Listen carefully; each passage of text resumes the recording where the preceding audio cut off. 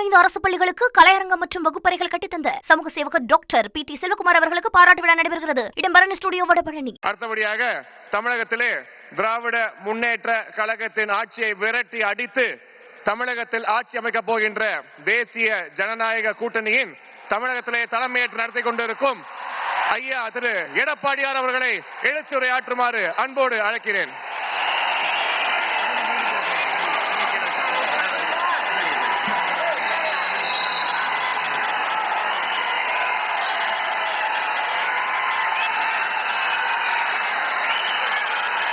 பொன்மனச்சம்மல் புரட்சி தலைவர் எம்ஜிஆர், இதயம் புரட்சி தலைவர் அம்மாவை வணங்கி இந்திய திருநாடே மதுராங்கத்தை நோக்கி பார்த்து கொண்டிருக்கிறது. பாரத பிரதமர் அவர்கள் என்ன பேச போகிறார் என்று நாடே எதிர்பார்த்து கொண்டிருக்கின்றது. பாரத பிரதமர் அவர்கள் இந்த மண்ணிலே கால் வைத்தவுடனே இயற்கையே சூரியனை மறைத்து விட்டது.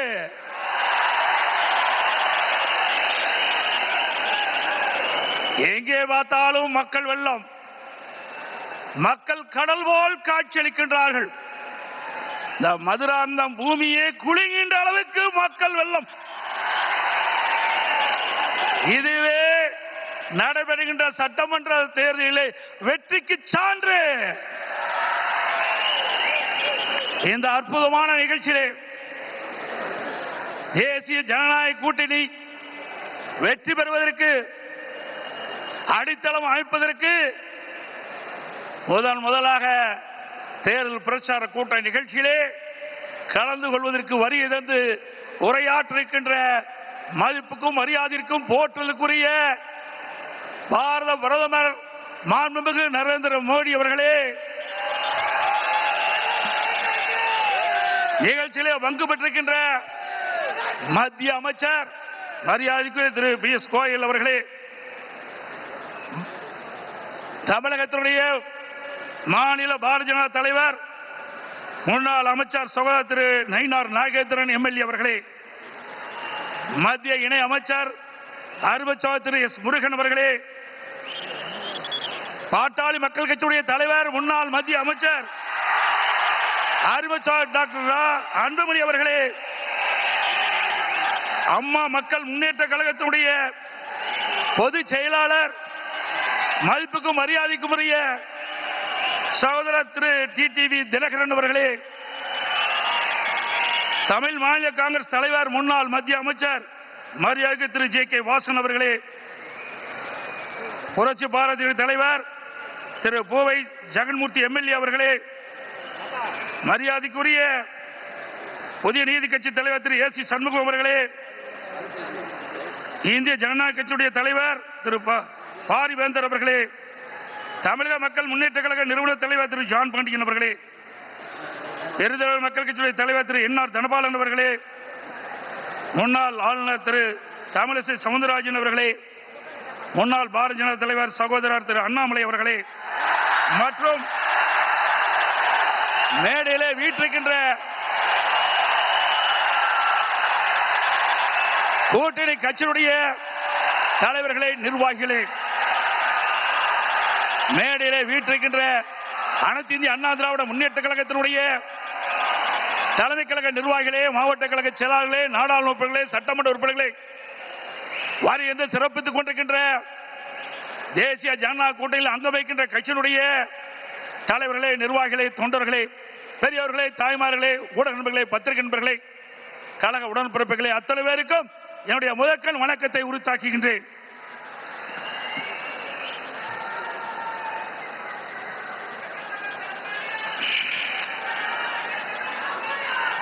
நாளம் கருதினும் கைகூடும், காலம் கருதி இடத்தார் செய்யின். உரிய காலத்தையும் இடத்தையும் தேர்ந்தெடுத்து செயல்பட்டால் உலகத்தையே கையில் அடக்கலாம் என்பது இதனுடைய பொருள். நம்மை எதிர்ப்பவர்கள் எத்தகைய வஞ்சக நெஞ்சம் கொண்டவர்களாக இருந்தாலும், தீயவர்களாக இருந்தாலும், உரிய காலத்தில் உரிய இடத்தில் உரியவர்களோடு ஒன்றிணைந்து உறுதியாக செயல்பட்டால் வெற்றி என்பது நிச்சயம் அத்தகைய தருணம் இப்பொழுது நமக்கு கிடைத்துள்ளது. இன்றைக்கு திராவிட முன்னேற்ற கழகம் ஆட்சி பொறுப்பேற்று 4.25 ஆண்டுகள் ஆகிவிட்டன. 4.25 ஆண்டு காலத்திலே மக்களுக்கு இந்த ஆட்சி கொடுத்தது வேதனை, துன்பம். எல்லா துறைகளிலும் ஊழல், ஊழல் இல்லாத துறையே கிடையாது. மக்களை வாட்டி வதைக்கின்ற அரசாங்கம் தேவையா? சொல்லுங்க, தேவையா? மக்களோட ஆட்சி அகற்றப்பட வேண்டும். ஒரு குடும்பம் வாழ 8 கோடி மக்களை சுரண்டுவது நியாயமா? இன்றைக்கு தமிழகத்தை திரு கருணாநிதியுடைய குடும்பம் ஆட்சியிலே அமர்ந்து கொள்ளையடித்துக் கொண்டிருக்கின்றது. திரு கருணாநிதி அவர்கள் முதலமைச்சராக இருந்தார். அதுக்கு பிறகு ஸ்டாலின் முதலமைச்சராக இருக்கிறார். ஆட்சி பொறுப்பேற்று 4.25 ஆண்டு காலத்திலே அவர் செய்த சாதனை ஒன்றே ஒன்று, ஊழல், ஊழல், ஊழல். இன்றைக்கு திரு ஸ்டாலினுடைய குடும்பம் உலக அளவிலே மிகப்பெரிய பணக்கார குடும்பமாக திகழ்ந்து கொண்டிருக்கிறது. திரு ஸ்டாலினுக்கு பிறகு உதயநிதி ஸ்டாலின் வர வேண்டும் என்று எண்ணுகின்றார்.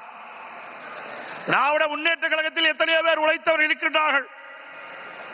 அவர்கள் எல்லாம் வீதியிலே பார்க்கப்படுகிறோம். ஆனால் திரு கருணாநிதி குடும்பத்திலே பிறந்தவர்களுக்குத்தான் அந்த கட்சியிலும் இடம், அதிகாரத்தில் இடம். அந்த அடிப்படையிலே தான் எந்த ஒரு தகுதியும் இல்லாத திரு உதயநிதி அவர்களுக்கு முதலில் சட்டமன்ற உறுப்பினர் ஆக்கினார், பிறகு அமைச்சராக்கினார், இப்பொழுது துணை முதலமைச்சர் ஆக்கி இருக்கின்றார். அடுத்தது எந்த காலத்துக்கும் எந்த பதவிக்கும் திரு கருணாநிதி குடும்பம் வர முடியாது. வர முடியுமா? இந்த தேர்தல் தான் திமுகவுக்கு இறுதி தேர்தல். தீய சக்தி திமுகவை வீழ்த்துவோம். பொன்மனச்சம்பல் புரட்சித் தலைவர் எம்ஜிஆர், இதயம் புரட்சித் தலைவர் அம்மா இருவரும் தலைவர்கள் கண்ட கனவை நிறைவேற்றுவோம். நம்முடைய தேசிய ஜனநாயக கூட்டணியுடைய சக்தியால் பாரத பிரதமர் நமக்கு துணை நிற்கின்றார். இன்றைக்கு நம்முடைய இயக்கம் வலிமையான இயக்கம். நம்முடைய கூட்டணி வெற்றி கூட்டணி, வலிமையான கூட்டணி. தேர்தல் என்ற போரில் நம்முடைய கூட்டணி கட்சி தலைவர்கள், நிர்வாகிகள், தொண்டர்கள் இரவு பகல் பாராமல் தேனீக்களை போல, எறும்பை போல சுறுசுறுப்பாக செயல்பட்டு தேர்தல் போரிலே எதிரிகளை ஓட ஓட விரட்டி வெற்றி கொடி நாட்டுவோம். செய்வீர்களா? இந்த தேர்தலை பொறுத்த வரைக்கும் குடும்ப வாரிசுக்கு முற்றுப்புள்ளி வைக்கின்ற தேர்தல், குடும்ப ஆட்சிக்கு முடிவு கட்டுகின்ற தேர்தல், ஊழல் நிறைந்த ஆட்சிக்கு முடிவு கட்டுகின்ற தேர்தல். இந்த தேர்தல் நம்முடைய வெற்றிக்கு மக்கள் துணை இருக்கின்றார்கள். நம்முடைய கூட்டணி கட்சி தலைவர்கள் இன்றைக்கு எழுச்சியோடு இங்கே உரையாற்றிருக்கின்றார்கள். எனக்கு பின்னாலே பாரத பிரதமர் அவர்கள் உரையாற்றிருக்கின்றார்கள். ஆக நம்முடைய கூட்டணி இந்த தேர்தலிலே 210 இடங்களிலே வெல்லும், பெரும்பான்மையான இடங்களிலே வெல்லும். அண்ணா திமுக ஆட்சி அமைக்கும். அதோடு திரு ஸ்டாலின் சொல்லுகிறார், இன்றைக்கு மத்தியிலே தமிழகத்துக்கு எந்த திட்டமும் கிடைக்கவில்லை என்ற ஒரு தவறான தகவலை சொல்லிக் கொண்டிருக்கின்றார். சிந்தித்து பார்க்க வேண்டும். அனைத்து இந்திய அண்ணா திராவிட முன்னேற்ற கழக ஆட்சியிலே தான் மத்தியிலே பல திட்டங்களை எல்லாம் பெற்றோம். நாம் கேட்ட நிதியை கொடுத்தார்கள், கேட்ட திட்டத்தை கொடுத்தார்கள். தமிழகம் முழுவதும் இருக்கின்ற பல்வேறு ரயில்வே கடவுகளிலே உயர்மட்ட பாலம் வேண்டும் கேட்டோம். அதிகமான பாலத்தை கொடுத்தது மத்திய அரசு. அதே போல தேசிய நெடுஞ்சாலைகள், தமிழகத்தில் இருக்கின்ற போக்குவரத்து நெரிசலை குறைப்பதற்கு பல்வேறு தேசிய நெடுஞ்சாலைகளை வழங்கினார்கள். அது மட்டுமல்ல, சென்னை மாநகரத்தில் அதிகமான போக்குவரத்து நெரிசல் இருக்கின்ற காரணத்தினாலே மெட்ரோ ரயில் திட்டம் கட்டம் 2 அதற்கு அனுமதி கொடுக்கப்பட்டு சுமார் 63,000 கோடி ஒரே திட்டத்திற்கு அனுமதி வழங்கி அந்த திட்டத்தை மத்திய அமைச்சர்களே நேரடியாக வந்து அடிக்கல் நாட்டி சாதனை படைத்தோம். இதெல்லாம் மத்திய அரசாங்கம் கொடுக்கப்பட்ட திட்டம் அல்லவா? அதற்கு மேலாக காவிரி மேட்டூர் அணையிலிருந்து திறக்கப்படுகின்ற நீர் காவிரி நதியின் வழியாக கடலிலே போய் கலக்கின்றது. அப்படி அந்த நதி நீர் மாசுபடாமல் இருப்பதற்காக பாரத பிரதமர் அவர்களை நான் சந்தித்து, முதலமைச்சர் இருக்கின்ற பொழுது அவரை சந்தித்து இந்த கோரிக்கையை வைத்தேன். நடந்தாய் வாழி காவிரி திட்டம் சுமார் 14,000 கோடி இந்த திட்டத்திற்கு நிதி தேவை. கொடுத்த உடனே அவர் பார்த்தார், அற்புதமான திட்டம், இந்த திட்டத்தை நிச்சயமாக நிறைவேற்றி தருவேன் என்று சொல்லி மேதக குடியரசுத் தலைவர் உரையிலே இடம்பெற செய்து கடந்த 2024ஆம் ஆண்டு அதற்கு அனுமதி கொடுக்கப்பட்டது. ஆனால் இந்த அரசு முடக்கி வைத்திருக்கின்றது. உண்மையிலேயே இந்த அரசு மக்கள் மீது அக்கறை இருந்தால் மத்திய அரசு அனுமதி கொடுக்கப்பட்ட திட்டத்தை நிறைவேற்ற மனமில்லை. சிந்தித்து பாருங்கள், 14,000 கோடி, 1000 2000 இல்ல 14,000 கோடி நம்முடைய தமிழ்நாடு நலன் பெறுவதற்காக மத்திய அரசு அனுமதித்தது. பாரத பிரதமர் அவர்கள் மனமுகந்து கொடுத்த அந்த திட்டம், அந்த திட்டத்தின் மூலமாக காவிரி நதியிலே கரை ஓரமாக இருக்கின்ற கழிவு நீர்கள் அந்த நதியிலே கலக்கின்ற பொழுது நீர் மாசுபடுகிறது. அந்த நீர் மாசுபடாமல் இருப்பதற்கு அதை சுத்தகரித்து நதியிலே விடுகின்ற திட்டம் தான் இந்த திட்டம். மேட்டூர் அணையிலிருந்து வெளியேறிய நீர், பவானி சாகர் அணையிலிருந்து வெளியேறுகின்ற நீர், நொய்யிலிருந்து வெளியேறுகின்ற நீர், அமராவதி அணையிலிருந்து வெளியேறுகின்ற நீர், இந்த நீரெல்லாம் சுத்தப்படுத்தி அங்கே நதியிலே விடுகின்ற பொழுது காவிரி நதியிலே வந்து கலக்கின்ற பொழுது சுத்தமான நீராக இருக்கும். தமிழ்நாட்டை பொறுத்த வரைக்கும் காவிரி நதி தான் ஜீவநதி. அந்த நதியை நம்பித்தான் 20 மாவட்ட மக்கள் குடிநீர் ஆதாரமாக விலகி கொண்டிருக்கிறது. டெல்டா பாசன விவசாயிகளுக்கு ஒரு நல்ல நீர் பயிர்களுக்கு பாய்ச்சுகின்ற பொழுது எந்த நோயும் தாக்கப்படாது.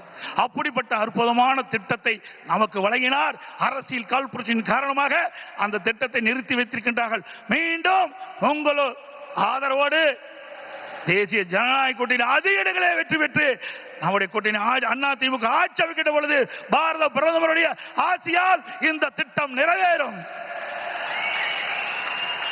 அதே போல ஒரே ஆண்டில் நாம் வைத்த கோரிக்கை 11 அரசு மருத்துவக் கல்லூரி மருத்துவமனை கொடுக்கப்பட்டது. இந்திய வரலாற்றிலேயே ஒரு மாநில அரசுக்கு ஒரே ஆண்டில் 11 அரசு மருத்துவக் கல்லூரி மருத்துவமனை கொடுத்த வரலாறு கிடையாது. அந்த வரலாற்றையும் பாரத பிரதமர் திரு நரேந்திர மோடி அவர்கள் நமக்காக வழங்கினார். அதனால் நம்முடைய மாணவர்கள் அதிக இடங்களிலே மருத்துவர்களாக சேர்ந்து படிக்கக்கூடிய வாய்ப்பை பெற்றிருக்கின்றார்கள். இதையெல்லாம் சாதனை. இன்னும் பல திட்டங்கள் மத்தியில் இருந்து நமக்கு கிடைக்கப்பட்டன. அனைத்து இந்திய அண்ணா திராவிட முன்னேற்ற கழக அரசு இருக்கின்ற பொழுது மத்திய அரசோடு இணக்கமாக இருந்தோம். கேட்ட திட்டத்தை கொடுத்தார்கள், கேட்ட நிதியை கொடுத்தார்கள். தமிழகம் வளர்ச்சி பெற்றது. இன்றைக்கு இருக்கின்ற ஆட்சியாளர்கள் வேண்டுமென்றே திட்டமிட்டு மத்தியிலே குறை சொல்லி இன்றைக்கு லஞ்ச லாவணியத்திலே இந்த அரசு திளைத்துக் கொண்டிருக்கின்றதை நேரத்திலே சுட்டிக்காட்டி, அதோடு எண்ணியாங்கு எய்து எண்ணியார் திண்ணியராப் பெரிய ஒரு செயலை செய்து முடிக்க எண்ணுபவர் மிக உறுதியுடன் இருந்தால் அவர் நினைத்தபடியே அந்த செயலை செய்து முடிப்பார் என்ற குரலுக்கு மிக பொருத்தமானவர் நமது பாரத பிரதமர் நரேந்திர மோடி அவர்கள். இன்னைக்கு உலகமே பாராட்டுகின்ற அளவிற்கு இந்திய நாட்டுக்கு பெருமை சேர்த்தவர் பாரத பிரதமர் அவர்கள். கொரோனா காலம், இன்னைக்கு இந்த கொரோனா காலத்திலே அந்த வைரஸ் நோயால் இன்னைக்கு வல்லரசு நாட்டில் கூட மக்களை காப்பாற்ற முடியவில்லை. அந்த காலகட்டத்தில் விலை மதிக்க முடியாத உயிரை காப்பாற்றுவதற்கு அவர் எடுத்த நடவடிக்கையினால் லட்சக்கணக்கான மக்கள் உயிர் பிழைத்தார்கள். அந்த நோய் எப்படி தாக்கும், எப்படி வரும், அதற்கு என்ன சிகிச்சை அளிக்க முடியும், அதற்கு என்ன மருந்து என்று கண்டுபிடிக்க முடியாத சூழ்நிலை கூட தன்னுடைய திறமையால் ஆற்றால் அதற்கு சிகிச்சை அளிப்பதற்கு உரிய மருந்தை கண்டுபிடித்து உரிய சிகிச்சை அளித்து விலை மதிக்க முடியாத உயிர்களை காப்பாற்றிய மா மனிதர் பாரத பிரதமர் நரேந்திர மோடி அவர்கள். இந்திய நாட்டு மக்கள் மட்டுமல்ல, வெளிநாட்டில் இருக்கின்ற மக்களுக்கும் அந்த உயிர்களை காப்பாற்றுவதற்கு விலையில்லா மருந்துகளை கொடுத்து காப்பாற்றிய மனித நேயம் படைத்த தலைவர் பாரத பிரதமர் நரேந்திர மோடி அவர்கள் என்பதை இந்த நேரத்தில் சுட்டிக்காட்டி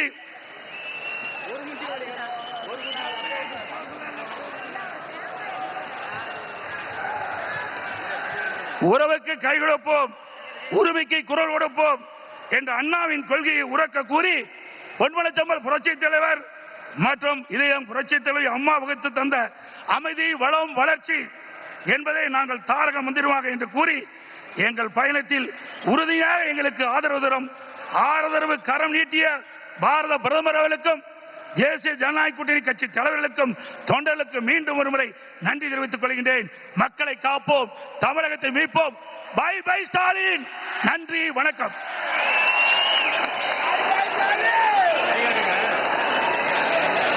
25 அரசு பள்ளிகளுக்கு கலையரங்கம் மற்றும் வகுப்பறைகள் கட்டித்தந்த சமூக சேவகர் டாக்டர் PT செல்வகுமார் அவர்களுக்கு பாராட்டு விழா நடைபெறுகிறது. இடம் பரணி ஸ்டுடியோ வடபழனி.